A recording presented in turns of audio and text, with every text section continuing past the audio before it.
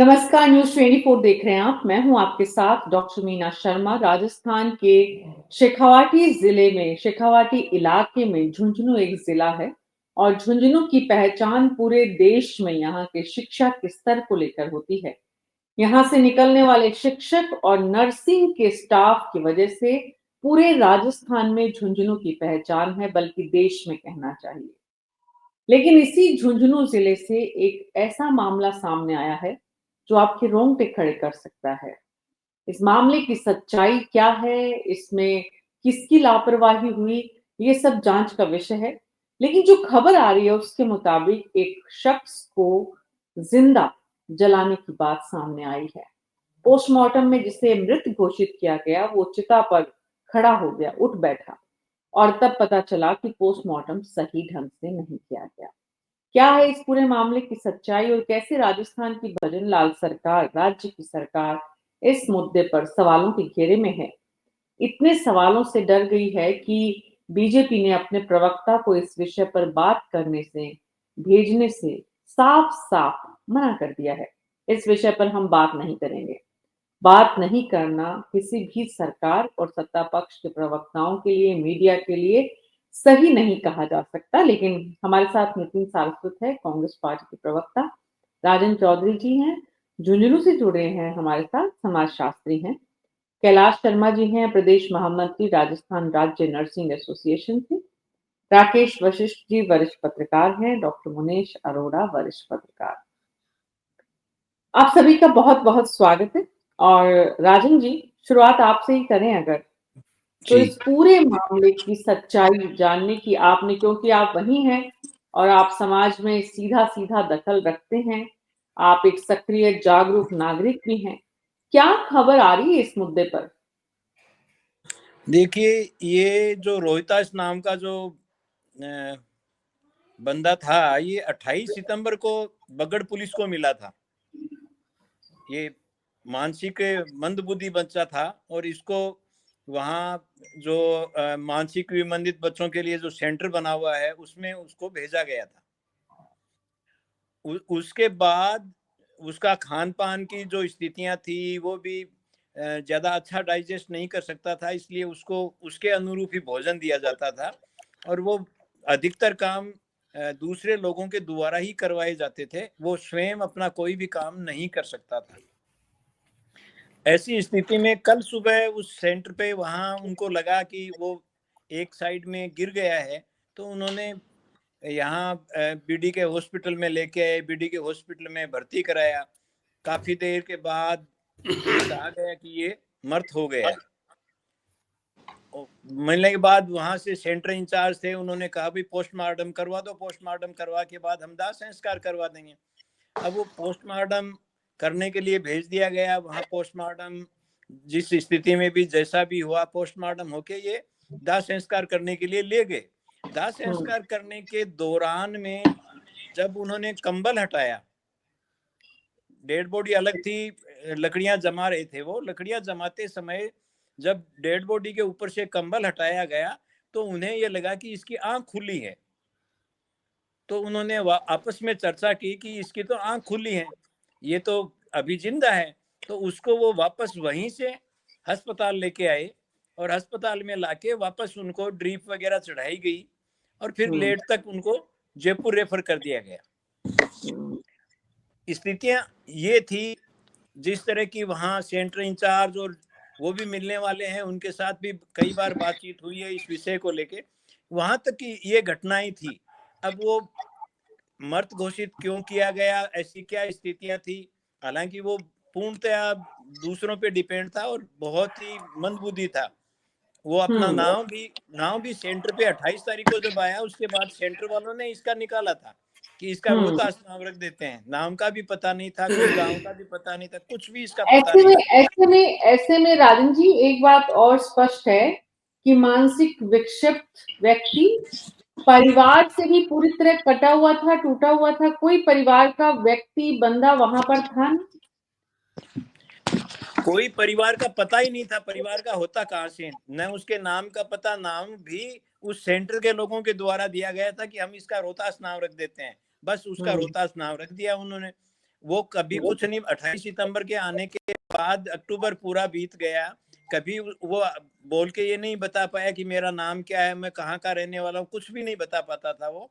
और उसको खाने पीने में भी वही चीजें दी जा रही थी, क्योंकि उसके पेट में जाते ही वो फिर बाथरूम जाना पड़ता था। कपड़ों में ही वो सब मलमूत्र निकलता था उसका, ऐसी स्थिति थी। अब वो जी। कल दिन में उसके साथ दोपहर 10-11 बजे जो नाश्ता करवाया, उसका गिरना, फिर वो अस्पताल लेके आना, अस्पताल में उसका ट्रीटमेंट होना, उसके बाद उसको मृत घोषित करना, दाह संस्कार के लिए लेके जाना। और जब कंबल उगाड़ के देखा और उसकी आंख हिलती हुई उनको दिखाई दिया कि आंखें खुली हैं, तो फिर वो लेके वहां वापस आए। चिता पे से उठा ऐसा कुछ नहीं था, नीचे ही सुला रखा था, और वहां उसको देख के उनको लगा कि हाँ इसको ले जाके वापस डॉक्टर को दिखाना चाहिए, तो वापस डॉक्टर को दिखाया उन्होंने। जी, जी।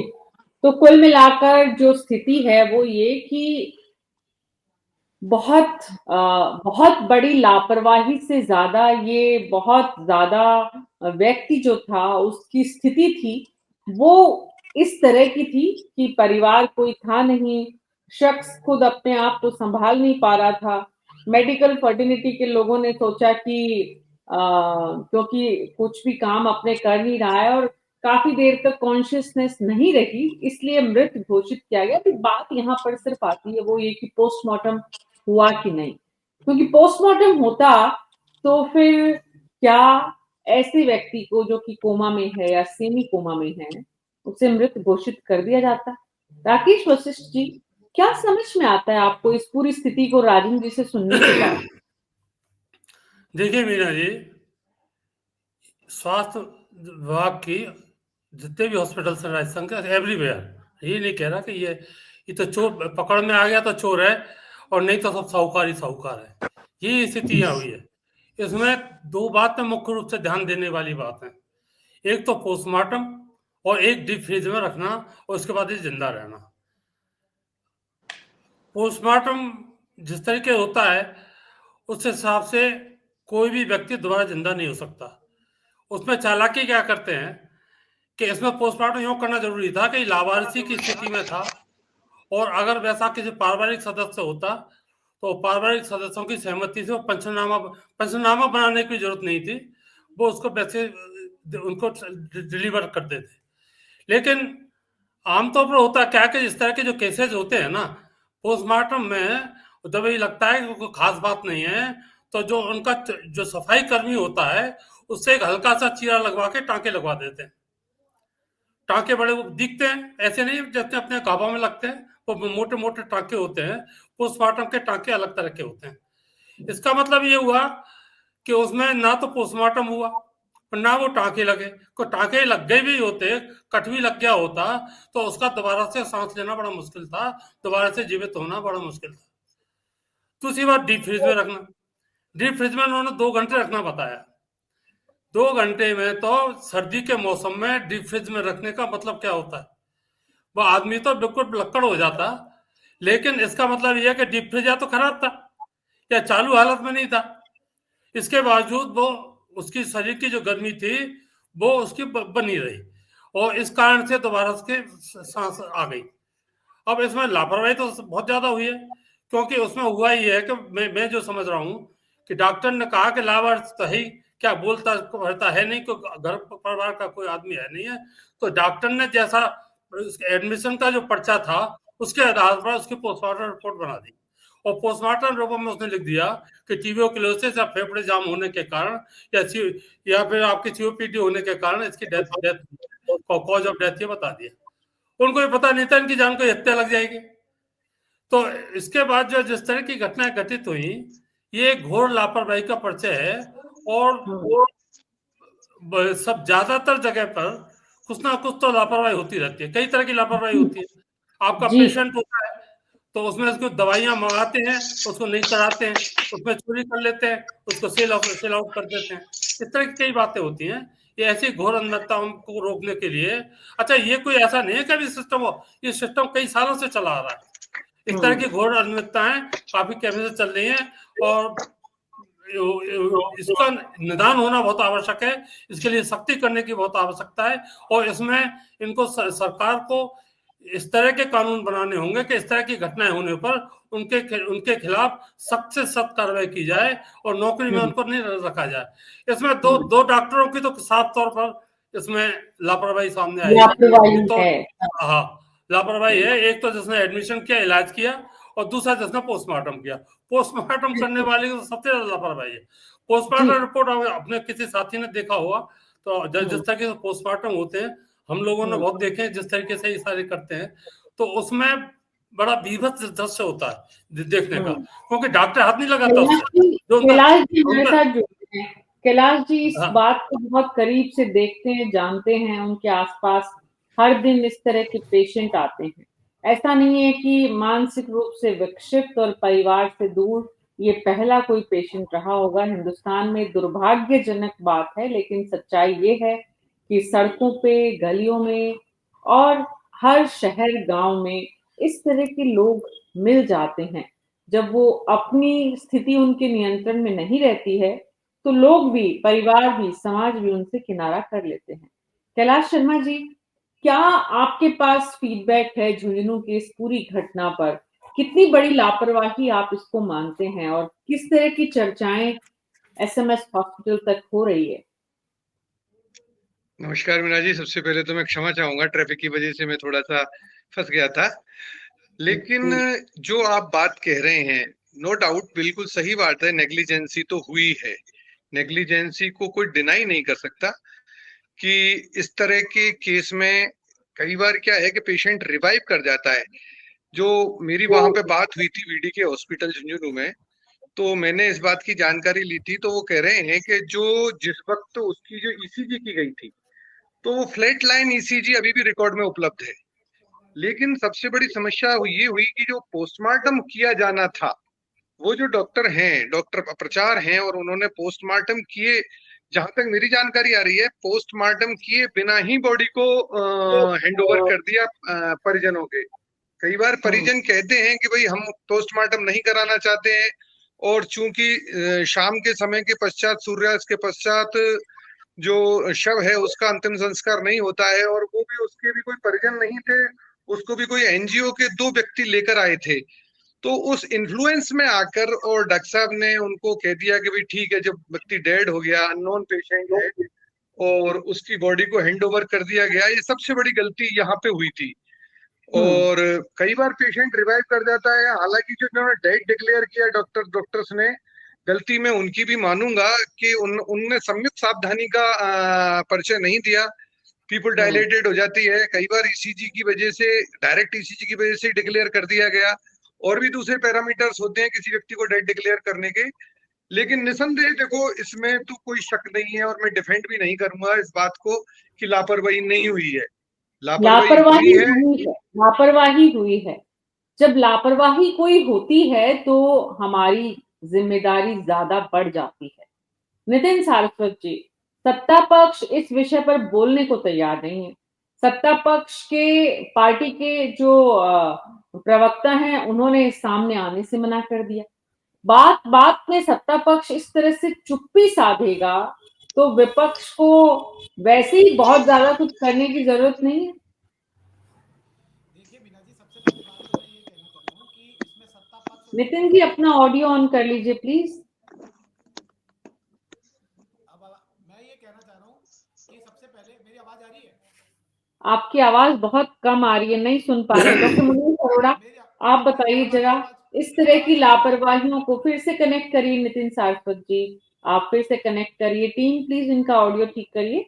डॉक्टर मुनीष अरोड़ा, इस तरह की लापरवाही और उसके ऊपर गैर जिम्मेदाराना रवैया सरकार का, सत्ता पक्ष का।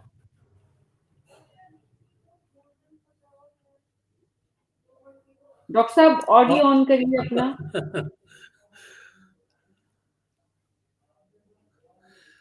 डॉक्टर साहब की समस्या रहती है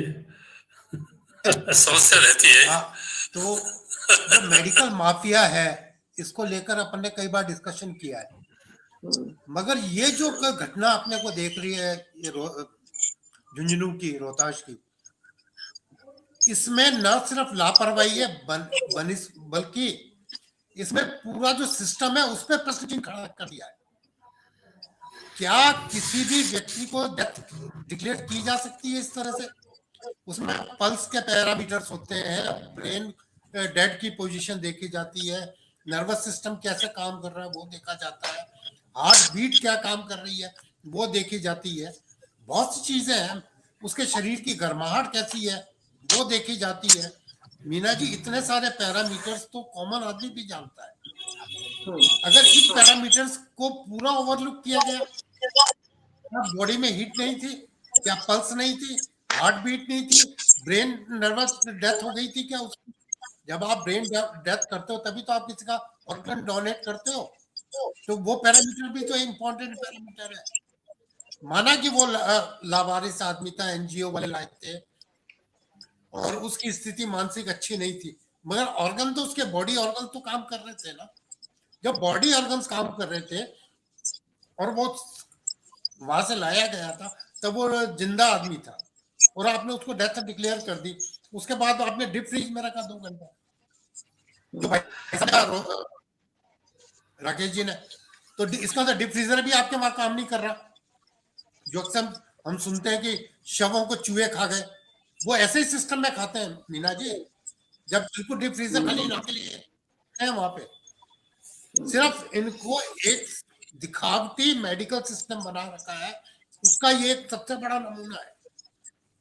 पोस्टमार्टम रिपोर्ट, जैसे राकेश जी ने कहा, पोस्टमार्टम में ब्रेन निकाला जाता है, हार्ट की पोजीशन देखी जाती है, पॉइजन देखा जाता है कि कितना है इसके अंदर, स्टमक के अंदर, और जो स्टूल सिस्टम है वो कैसा है, यूरिन कैसा है, उसका जो ब्लड में क्या पोजीशन है, ये सब पैरामीटर्स है पोस्टमार्टम के। इसका मतलब कुछ भी नहीं था उसमें, कुछ भी नहीं देखा गया, सिर्फ एक खाना कि कोई इसका इफेक्ट तो होने वाला नहीं है, लावारिस है, चलो कर दो डिक्लेयर। तो लापरवाही की तो बहुत ज्यादा हद हुई है इसके अंदर। नंबर 2 मीना जी, क्या वो आदमी जिसने पोस्टमार्टम के लिए हाथ लगाया उसको, वो भी उसकी बॉडी की हीट नहीं पकड़ सका? अगर कोई आदमी जिंदा है और चिता पे जाके वापस हो रहा है तो नेचुरली कोई लोग तो उसको उठा के वहां तक लाए, पोस्टमार्टम से फिर उठा के स्टेशन पे रखा, फिर लेके वहां तक, किसी ने भी उसकी बॉडी हीट को नहीं पकड़ा। बॉडी की भी तो एक हीट होती है, सर्दियों का मौसम है, अपने यहाँ पे पता लग जाता है शरीर गर्म है कि ठंडा है। सबसे पहले तो कोई भी आदमी यही है ना कि शरीर गर्म है, कितनी गर्मी है उसके अंदर।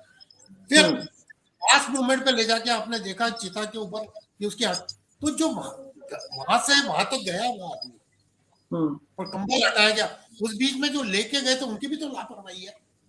उन्होंने क्या देखा था, उन्होंने उसके बॉडी को क्या देखा, क्या एनालिसिस किया?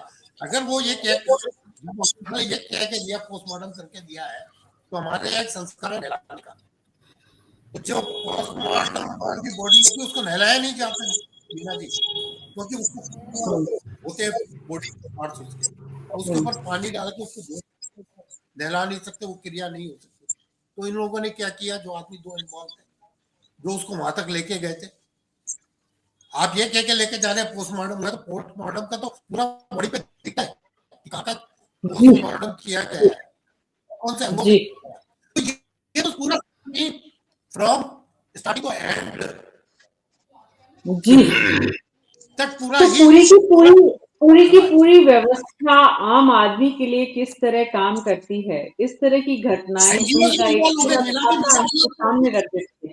हाँ नितिन सारस्वत जी, क्योंकि वो गरीब है, क्योंकि वो निचले तबके का है, क्योंकि वो अकेला है, परिवार भी नहीं है, मानसिक रूप से परेशान भी है, तो उसकी सुध लेने वाला भी कोई नहीं है, न सत्ता पक्ष न विपक्ष। देखिए मीना जी, मैं सबसे पहले ये कहना चाहता हूँ, एक तो आपने इतना महत्वपूर्ण सब्जेक्ट उठाया उसके लिए साधुवाद। दूसरा मैं ये कहना चाहता हूँ कि वो व्यक्ति तो जिंदा था लेकिन सिस्टम मरा हुआ था, और लावारिस अगर कोई था तो सिस्टम ने उसे लावारिस बनाया है, वो व्यक्ति लावारिस नहीं था। इतनी जो बातें, मुझे लगता है कि ये जो दोष है ना वो पूरे सिस्टम का है। और मैं आपको चंद बात बताना चाहता हूँ, इस पूरे पैरा में तो कितनी लापरवाहियां हुई वो सारे साथी पैनल में लोगों ने बताया, लेकिन मैं आपको सिलसिलेवार करके बताना चाहता हूं कि अभी 2 हफ्ते की मैं आपको न्यूज बताना चाहता हूं। अभी 2 दिन पहले डिप्टी सीएम के क्षेत्र में जो दूदू में महिलाओं की नसबंदी हुई थी और बेड की व्यवस्था नहीं हुई थी, उन्हें जमीन पर लेटा दिया गया था। सोचिए किस तरीके का इंफेक्शन हो सकता है, उनकी जान पे किस तरीके का खतरा हो सकता है। जोधपुर के अंदर वार्ड के अंदर आग लगती है और उसके अंदर मरीज झुलस जाता है। सीएम जो हमारे चीफ मिनिस्टर है, उनके क्षेत्र के अंदर वाटिका के अंदर आता है कि तमाम मशीनें काम नहीं कर रही है। 38 करोड़ रुपए की जो डायलिसिस मशीन पिछले 1 साल पहले जो आई थी, वो सारी कबाड़ बन चुकी है क्योंकि उनको चलाने के लिए लोग नहीं है। और उसके बाद में आपने एसएमएस का तमाम कालीचरण सराफ जी को देखा कि विधायक को भी व्हील चेयर अवेलेबल नहीं थी, उन्हें अपने विधायक कोष से व्हील चेयर ऑर्डर करनी पड़ी। सोचिए किस स्थिति में वो गए थे। तो ये सिलसिलेवार तरीके से जब आप इन चीजों को इग्नोर करते हो और सिस्टम जब इस तरीके के लापरवाह होता है, तो सिस्टम एक जिंदा आदमी को मृत बना देता है। ये मरा हुआ सिस्टम है, व्यक्ति मरा हुआ नहीं था जिसको अपनी जान गंवानी पड़ी इस मरे हुए सिस्टम के कारण।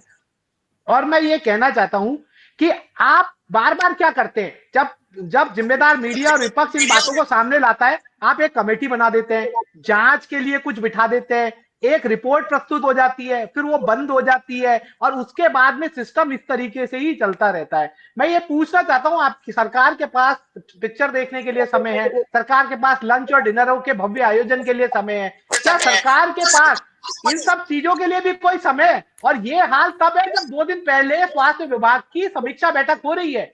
अब बताइए, मरीज बेहाल है, अस्पताल बदहाल है, सिस्टम लाचार है, आप क्या कर रहे हैं? आप लगातार पिक्चरें देख रहे हैं, आप भ्रमण कर रहे हैं, आप बड़ी बड़ी बातें कर रहे हैं। आपने ही देखा था, थोड़े दिन पहले आपने ही दिखाया था कि एसएमएस के इमरजेंसी वार्ड में 45 मिनट लाइट नहीं आती है, और एसएमएस में किस तरीके का हम आपको पता है कि किस तरीके से इंपॉर्टेंट है। और वो लाइट के बाद में वैकल्पिक जनरेटर था, और जनरेटर क्यों नहीं चलता वो भी बहुत खास बात है कि जो डीजल, उसके अंदर डीजल नहीं था, और 7 दिन से बता दिया गया था कि डीजल होना चाहिए, लेकिन नहीं। उससे पहले भी आपने देखा था कि खून चढ़ा दिया गलत तरीके से, व्यक्ति की मौत हो गई। एक कुत्ता हाथ में अंगों को लेके सब लोगों के सामने फोटो आई, किस तरीके की चीजें हुई। तो मैं ये कह रहा हूं कि आप लगातार जब ऐसी चीजों को अनदेखा करते हैं, उसके बाद में इतनी, वो व्यक्ति केवल जिंदा, उसकी सांसें इसलिए थी ताकि इस सिस्टम को कुंभकर्ण की नींद से उठा सके। उस व्यक्ति की चंद सांसों ने इस सिस्टम को पूरा उजागर कर दिया है, नंगा कर दिया है। जो बड़े बड़े दावे होते हैं कि हम ये करेंगे वो करेंगे, आज 1 साल बाद में भी कोई डायलिसिस मशीनों की सुध लेने वाला नहीं है। सोचिए, इस तरीके का हाल है। और इसी बात पे हाईकोर्ट संज्ञान लेता है। अभी 11 नवंबर को हाईकोर्ट ने संज्ञान लिया है कि पिछले 1 साल में राजस्थान सरकार ने स्वास्थ्य सुविधाओं को व्यवस्थित करने के लिए, मजबूत करने के लिए क्या कदम उठाए हैं। वो 25 नवंबर को सबमिट करनी है राज्य सरकार को। जी जी जी जी नितिन जी। राजन चौधरी जी, इस पूरे प्रकरण से ये बात तो आम सहमति की है कि लापरवाही चिकित्सा विभाग की, डॉक्टर की है। उन्हें ग्रेस मार्क्स नहीं दिए जा सकते कि उस व्यक्ति के पास कोई परिवार का शख्स नहीं था, उसकी खुद की कोई बहुत अच्छी स्थिति नहीं थी, इसलिए विभाग जो है वो निश्चित होकर उसके साथ कोई भी खिलवाड़ कर सकता है। ये ग्रेस मार्क विभाग के डॉक्टर्स को नहीं दी जा सकते, क्योंकि डॉक्टर्स, आप बाकी सभी लोग अपना ऑडियो बंद कर लीजिए प्लीज, खास करके डॉक्टर मनीष अरोड़ा जी अपना ऑडियो बंद कर लीजिए। डॉक्टर्स जीवन बचाने की शपथ लेते हैं राजन चौधरी जी, जीवन लेने की नहीं। ऐसे में झुंझुनू के लोगों में इस मुद्दे पर किस तरह की चर्चाएं हो रही हैं, क्या रिएक्शन है उनका? कोई गुस्सा, या फिर क्योंकि उसका बेचारे का कोई नहीं था तो गुस्सा भी कौन करे? निश्चित रूप से आवाज आ रही है? जी जी जी मीना जी, इसमें निश्चित रूप से लोगों में ये चिंता का विषय है कि यहाँ झुंझुनू में इस तरह की घटना होना बहुत ही बड़ी बात है, जहाँ एजुकेशन का वो मतलब एजुकेशन में, हायर एजुकेशन में यहाँ के लोग हैं, डॉक्टर्स अच्छी सेवाएं देते हैं, उसके बावजूद यदि इस तरह की थोड़ी सी गलती हुई है, उस गलती का खामियाजा जिला प्रशासन ने कहीं, या जिन लोगों ने भी इसमें कार्रवाई की, और तीनों ही डॉक्टरों को जिनकी थोड़ी बहुत भूमिका थी, उन तीनों को ही बॉर्डर के एरिया में भेज दिया गया, जालौर, जैसलमेर और बाड़मेर भेजा गया तीनों को।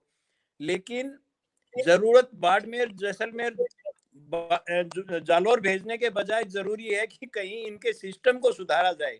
यहाँ इस तरह की घटनाएं नहीं, वो चाहे लावारिस आए या किसी के परिजन लेके आए, जरूरत है उसमें वो सेवाएं जिस भावना से या जिस शपथ ली है उसके थोड़ा सा भी ध्यान रख के यदि ये किया जाए तो शायद ऐसी लापरवाहियों को रोका जा सकता है।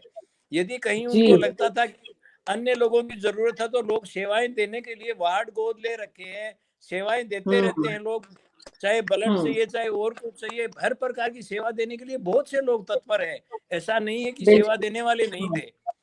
जरूरत थी कि उसमें थोड़ी मानवीय संवेदना को काम में लेते हुए इस चीज को यदि ध्यान रखते तो शायद ये चीज नहीं घटित होती। जी, एक तरफ आपकी ड्यूटी है जिसकी आप शपथ लेते हैं, यानी सरकारी सेवा की।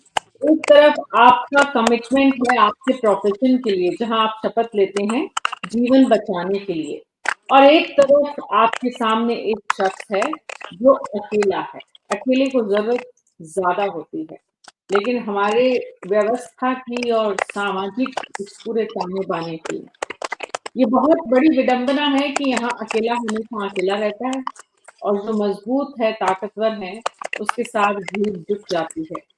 राकेश वशिष्ठ जी, ये बात सही है, और क्या यही कारण है कि सरकार ने जालोर, बाड़मेर, सिरोही तो भेज दिया इन लोगों को, इन डॉक्टर्स को सजा के रूप में, एक्शन के रूप में। एप्रिशिएट करना चाहिए सरकार के कदम को कि उन्होंने कार्रवाई की, लेकिन जवाबदेही और जिम्मेदारी आप बाकी लोग सभी अपना ऑडियो बंद कर लीजिए।